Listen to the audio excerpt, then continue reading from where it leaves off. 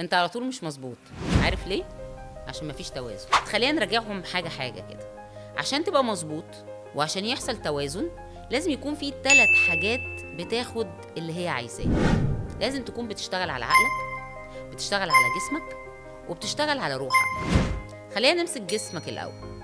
جسمك ده عشان يبقى مظبوط محتاج ان انت تلعب رياضه، تنام في مواعيد طبيعيه، ومحتاج ان انت تاكل اكل صحي. وهارفارد يونيفرسيتي قالت ان لو البني ادم بيلعب رياضه نسبه ان موده يبقى جميل ويبقى مبسوط ويبقى فرحان 20% من اللي ما بيلعبوش رياضه. نيجي بقى للنوم. هتلاقي في ناس بتقول لي لا بس انا نايت اول يعني ايه؟ انا احب وطواط كده، انا احب اسهر طول الليل والصبح انا نايم. احب اقول لك ان انت كده بوظت الساعه البيولوجيه الطبيعيه البشريه اللي ربنا خلقنا بيها. لان في هرمون كده لطيف اسمه ميلاتونين. الميلاتونين ده مهم جدا عشان الخلايا بتاعتك وعشان النمو بتاع جسمك وعشان حاجات كتيره جدا جدا مهمه في الجسم. نيجي نتكلم على الاكل الصحي. الاكل الصحي ده مهم جدا جدا جدا للبني ادم. جاربج ان جاربج اوت. هتدخل حاجات اي كلام، هتدخل حاجات جانك، ايه اللي هيحصل؟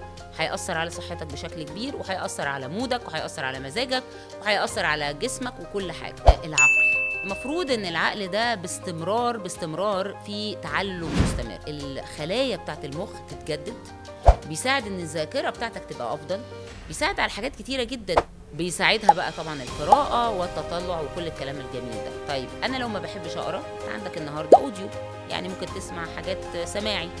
المهم ان انت على طول بصفه مستمره تعمل نوع من انواع التجديد والتعلم المستمر. بس في بقى حاجه ممكن تقول لي والله انا عندي مشكله كبيره جدا، اللي هي ايه بقى؟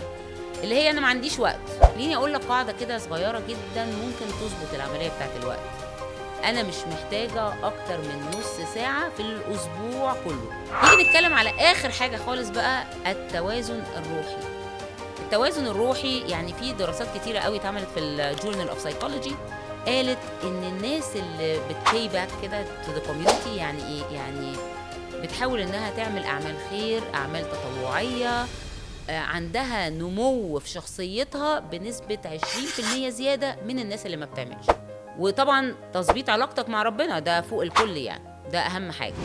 لو قدرت تعمل توازن وبالانس ما بين الحاجات دي كلها، هتحس بعد كده بسعاده، وهتحس بعد كده ان انت فعلا حياتك ليها معنى وليها هدف، ومش هتلاقي حاجه طاغيه على حاجه، وبكده هتبقى مظبوط.